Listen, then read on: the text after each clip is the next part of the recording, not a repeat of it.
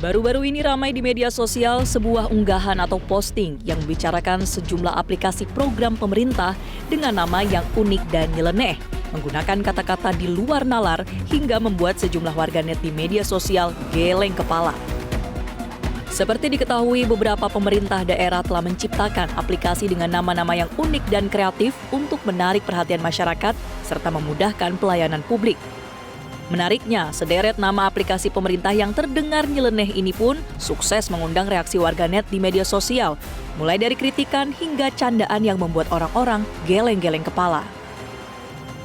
Menyoroti sejumlah nama program pemerintah yang memakai akronim nyeleneh dan berbau seksualitas itu pun mendapat sorotan dari Komnas Perempuan yang mengingatkan agar nama program tidak mengobjektifikasi tubuh atau gender.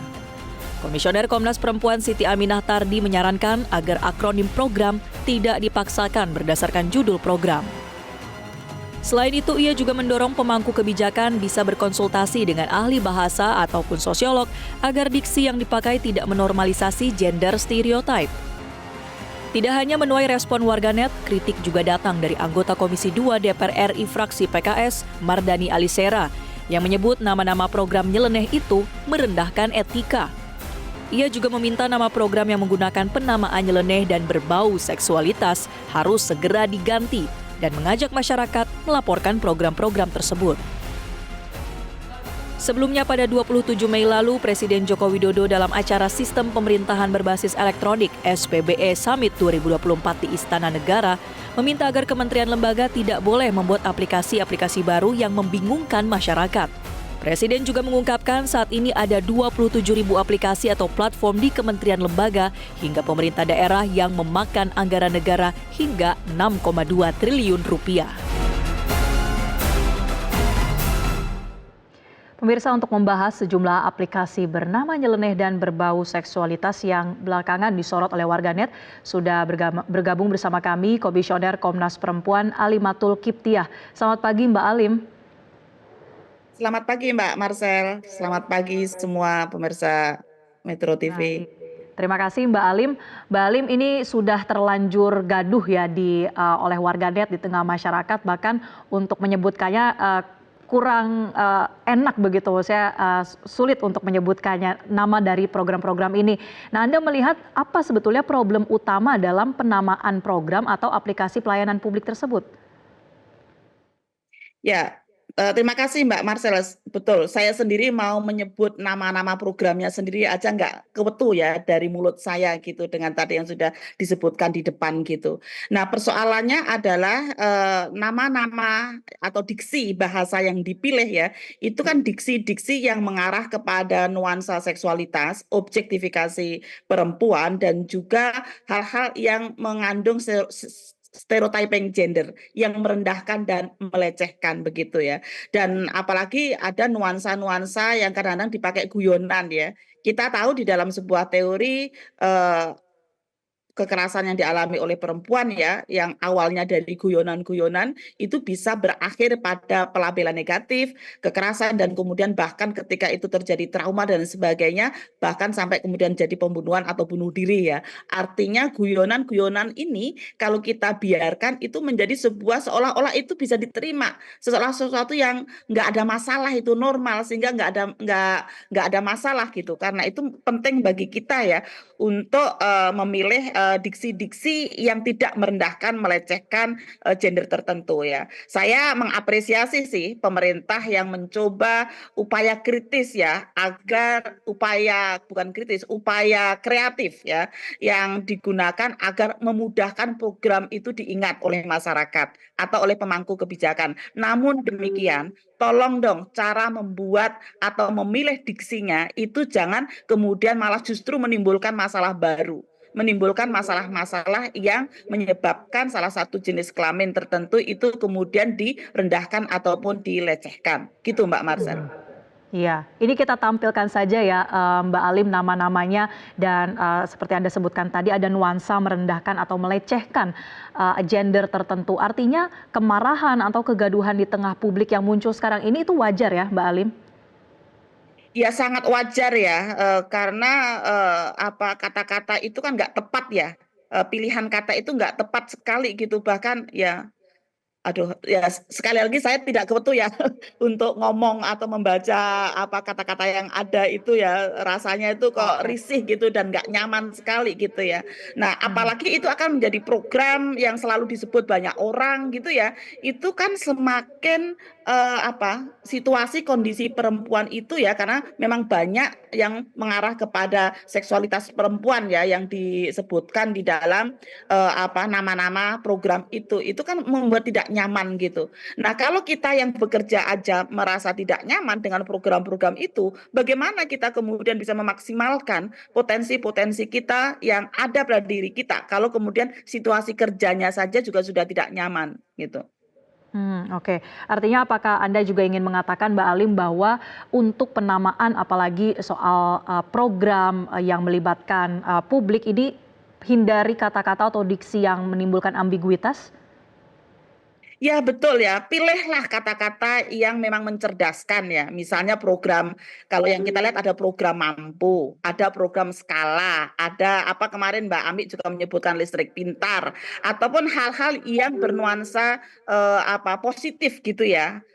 Atau minimal netral lah kalau memang tidak bisa kemudian mencari akronim-akronim yang positif. Tapi jangan dipilih ya pilihan-pilihan yang itu negatif atau bahkan merendahkan. Atau jangan-jangan ini yang bikin akronim nggak sadar ya Mbak ya, nggak paham ya. Kalau pilihan kata itu merendahkan gitu. Nah kalau ini terjadi ya persoalannya ada di dalam mindset kita ya. Cara melihat perempuan, cara melihat persoalan-persoalan guyonan-guyonan seksis itu di kepala para pembuat akronim ini gitu ya. Karena ini kemudian ketika dijadikan sebuah program kan berarti ini disepakati ya disepakati paling tidak oleh tim itu gitu. Nah, artinya yang bermasalah adalah bagaimana mindset daripada para tim itu terkait dengan persoalan-persoalan sensitivitas gender, persoalan-persoalan kekerasan seksual yang nonverbal ya, karena bisa mengarah ke sana ya.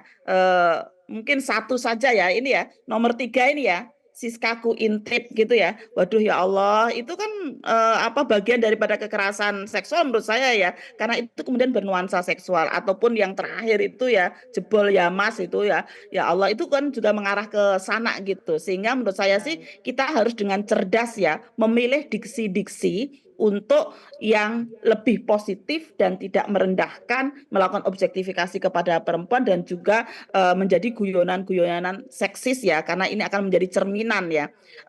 Ini apalagi pemerintah ya pemerintah daerah dari berbagai macam wilayah itu. Nah, itu kan namanya pemerintah itu kan perwakilan negara ya. Negara itu harus menjamin bagaimana hak-hak warganya itu terbebas dari rasa diskriminasi, lalu kemudian intimidasi, kekerasan dan juga ancaman begitu. Baik. Nah, tadi sudah sempat Anda singgung ya Mbak Alim bahwa, mungkin yang membuat atau menyepakatinya ini belum paham begitu. Nah, dari kejadian ini, dari fenomena ini bisa Anda gambarkan nggak Mbak Alim, sebenarnya kondisi literasi gender di Indonesia saat ini seperti apa sih Mbak? Ya, literasi gender tentang bagaimana kekerasan seksual yang biasa digunakan sebagai candaan-candaan seksis itu memang belum merata ya. Walaupun kita juga bersyukur juga ya kalau di data Komnas Perempuan ini sejak 2 tahun terakhir itu sejak Undang-Undang TPKS disahkan ya, Undang-Undang Tindak Pidana Kekerasan Seksual itu disahkan, laporan yang paling banyak itu adalah pelecehan. Sementara kalau data sebelumnya selama 21 tahun, laporan yang paling banyak itu adalah perkosaan. Artinya orang itu kalau belum diperkosa itu belum lapor. Itu selama 21 tahun gitu ya. Tapi 2 tahun terakhir ini sejak ada Undang-Undang TPK disahkan, itu kekerasan seksual non fisik seperti kata-kata seperti ini ya, itu sudah mulai banyak dilaporkan. Sehingga ini sebenarnya sudah terjadi continuous improvement ya di berbagai apa level gitu ya. Tapi memang penting untuk tetap mengidentifikasi persoalan-persoalan yang hadir yang itu tidak sesuai dengan aturan yang berlaku ataupun juga hal-hal yang itu menjadi norma baik ya yang ada di masyarakat begitu. Oke. Untuk hal-hal yang kemudian terkait dengan verbal seperti ini ya, Mbak Alim tadi Anda sebutkan sudah mulai ada improvement atau kemajuan. Nah, bagaimana kemudian peran masyarakat kalau melihat ada kekerasan-kekerasan seksual dari verbal ini, mungkin dari nama program lain atau dari bentuk-bentuk perbuatan lainnya di tengah publik, apa yang kemudian bisa dilakukan? Yang pertama kalau kita sebagai tim ya, walaupun kita bukan sebagai ketua, leader-nya untuk membuat program itu, kita harus menyuarakan ya secara kritis, terkait dengan supaya menghindari, pilihan-pilihan diksi yang merendahkan, yang, bernuansa seksual dan itu menjadi candaan. Yang kedua sebagai masyarakat ya, kita juga perlu menyuarakan juga sih, masa pemerintah sebagai wakil negara ya, harusnya kan mereka yang lebih punya pemahaman yang advance ya tentang isu-isu kesetaraan gender ini. Karena kita tahu ya pemerintah Indonesia itu sudah meratifikasi SIDO sejak puluhan tahun yang lalu, sudah punya impres presiden ya, dan juga program-program pengarusamaan gender di berbagai lini ya, yang harusnya itu dipahami dengan baik ya oleh pihak-pihak yang mewakili pemerintah ini gitu. Namun demikian karena seperti yang tadi yang saya sampaikan, penyebaran pemahaman kesadaran ini memang belum benar-benar ya terjangkau ke seluruh pihak, utamanya juga para penyelenggara negara ini, maka kita sebagai pemerintah sebagai warga negara juga penting ya menyuarakan agar ini tidak terjadi.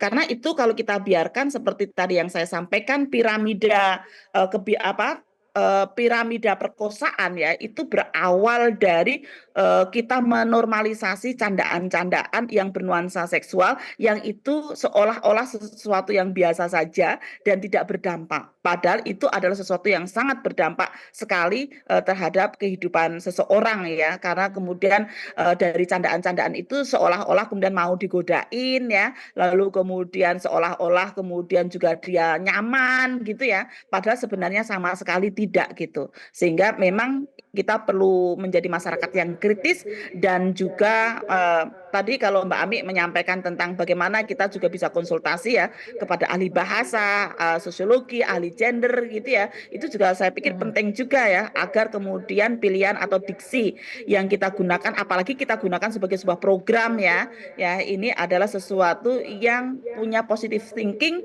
dan malah justru mengencourage ya, mendorong kita supaya kemudian program itu berjalan dengan baik dan membawa kemanfaatan sebanyak-banyaknya. Singkat saja Misalnya yang mungkin tadi Mbak yang Alim, saya kalau sampaikan dari Komnas Perempuan apakah siap jika diminta atau memberikan pembinaan, asistensi begitu dalam pembuatan diksi program pemerintah? ya, kami sangat siap ya karena memang salah satu mandat daripada Komnas Perempuan itu adalah memberikan kesadaran publik ya, dan Baik. juga memberikan masukan dan rekomendasi kepada pihak-pihak terkait, yudikatif, eksekutif, legislatif, dan masyarakat sipil terkait dengan bagaimana sih pemenuhan hak-hak perempuan itu terjaga ya, Baik. karena hak perempuan juga ya supaya dia tidak dijadikan guyonan-guyonan di dalam program itu gitu. Karena sekali Oke. lagi ketika guyonan itu kita normalkan maka akan berdampak buruk terhadap kehidupan perempuan itu. Ya, kita harapkan ini betul-betul menjadi pembelajaran juga ya Mbak Alim. Terima kasih Komisioner Komnas Perempuan Alimatul Kiptiah telah bergabung bersama kami memberikan perspektif terkait fenomena ini. Terima kasih Mbak Alim. Jelajahi cara baru mendapatkan informasi. Download Metro TV Extend sekarang.